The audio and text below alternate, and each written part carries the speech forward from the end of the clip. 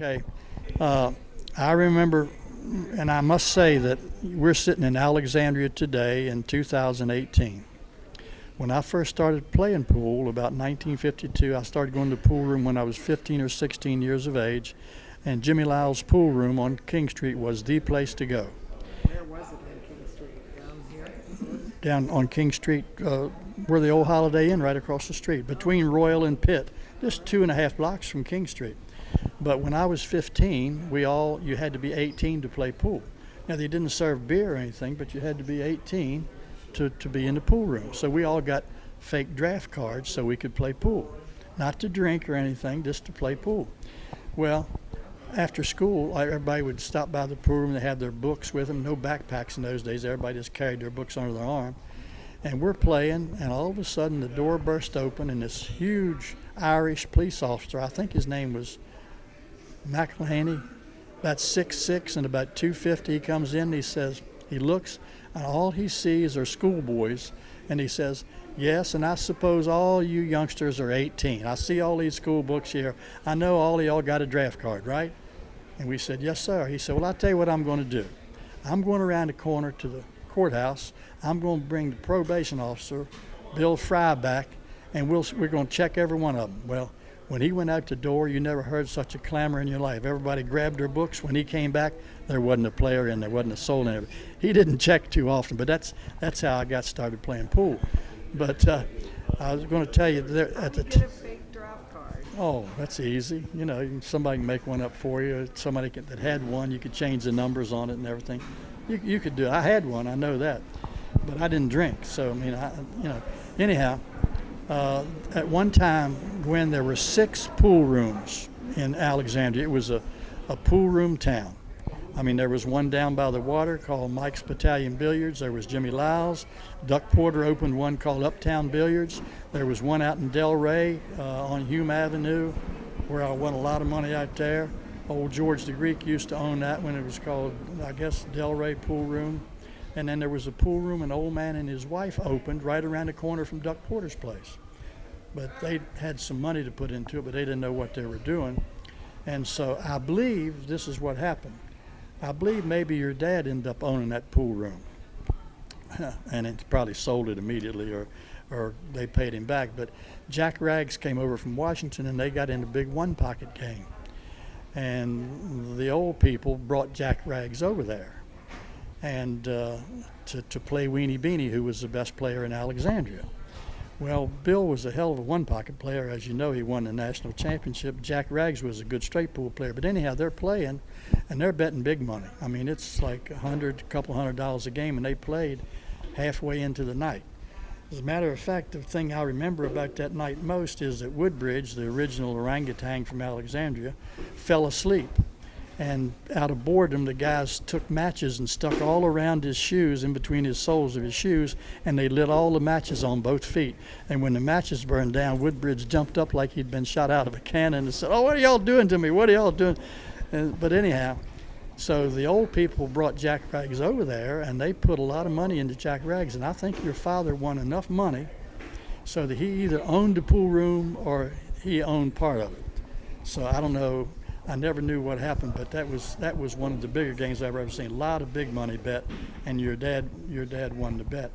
What year was that? That would have been probably 1954, 55, right when I was a senior in high school or when I was my first year in college. That's another funny story. One night I won about 150 in Alexandria, and I came home. I'm 17 years old. I'm in high school. And I said to my mother, I met a guy downtown today. His name's Jack White from Pittsburgh. He's one of the best bank players in the world. And he said, "Man, how you get to play pool so good? How old are you?" And I said, "I'm 17. He said, "Hell, you look 13. He said, "I can take you to Pittsburgh up to Squirrel Hill and we can win thousands." He says, "Can you go on the road for a year?" And I said, "I don't know. I'll see." He said, "I'll guarantee you one thing.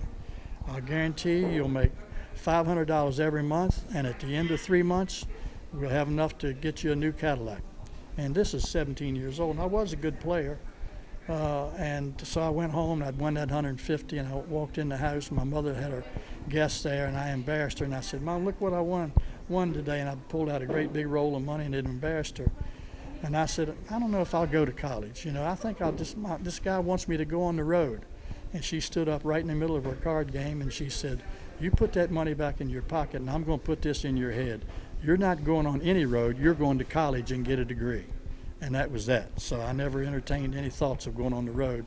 It was enough to be around Alexandria. But I did go to college, and lo and behold, they had a pool room at my college.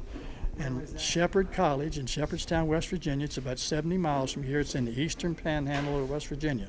And all the kids came. It was a lot of commuters. There were 750 kids in school, but only about 300 of them lived on campus. And all those guys came from Hedgesville, Martinsville, Harper's Ferry, all those little towns around there that thought they could play. They were the best player in their town. And I won a ton of money off all those guys coming. You did just fine. And that's because your Did you get dad. that Cadillac? No. I didn't go on the road with him. I didn't. My mother said, "You're going to With the college." other money. Oh, I tell you, I probably could have leased one or bought one with what I won. But every year, the first week of school was worth $300 or $400. I had a partial scholarship. I had half scholarship. My coach, when he thought I was going to be a good player, he gave me a half scholarship, which means he'd pay all my tuition, $800 and some a year, but I still had to pay my room and board. But that was no problem because my mother paid that. But he came to me after my freshman year, and I was the leading scorer on the freshman team, and he said, I got a job for you. They had, in West Virginia, they had working jobs. Like the NCAA gives you room, board, books, and tuition, and $15 a month, which is probably $100 a month now. But he said, all you have to do, all these other guys have to sweep the floor every day, and they have to mop the gym, and they have to wash towels. But for you, all you got to do is line these tennis courts off twice a year. You go line it off, take you 2 hours in September and 2 hours in April when spring comes. And he said, you get your working job. And he always thought I was kind of crazy. And I said, Coach, I said, how much does that pay? He said, it's $180 for the year, $20 a month. That's big money. And I said, I'll tell you what.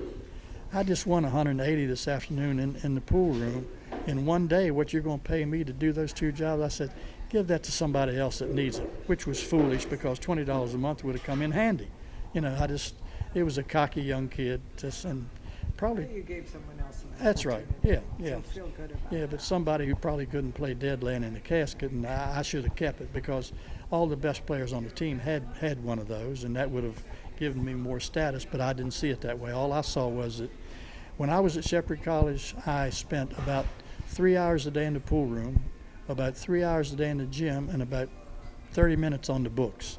I kept a C average, C plus, so.